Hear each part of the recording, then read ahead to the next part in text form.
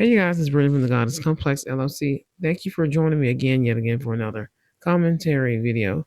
This is part two about Bruce Willis. And I was just configuring something in my mind, as usual.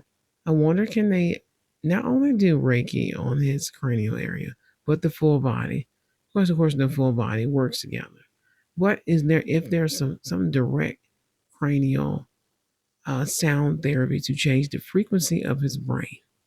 And maybe him and several others from Hollywood, politics, and several other different sources out in the world may need this particular type of therapy.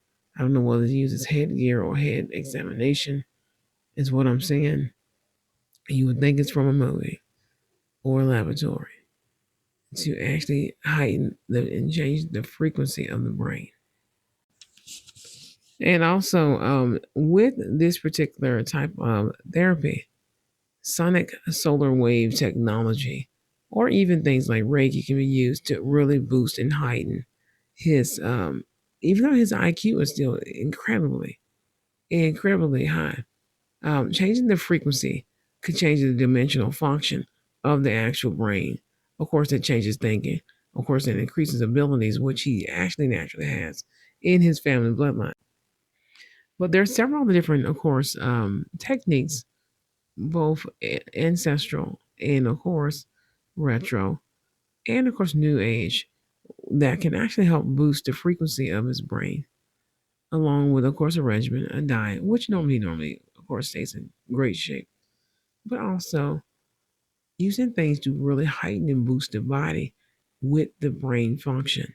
And, of course, boosting the energy means boosting the spirit, boosting the soul, boosting your spiritual growth. Of course, connecting to the ether as well. Also connects you to different placements in the universe, including God in heaven and the Holy Spirit, to also boost not only your chi, both masculine and feminine, and the Holy Spirit or life force, which also drives the brain incredibly up to higher heights than it normally functions in or normally has. Even though he is actually clinically a genius, and also he's also biologically through his DNA and bloodline and ancestry, always have been a genius and always have had certain gifts and abilities and things that not are dormant, but he uses it random, like most people do. But this is just my synopsis in theory, and I'll see you guys later.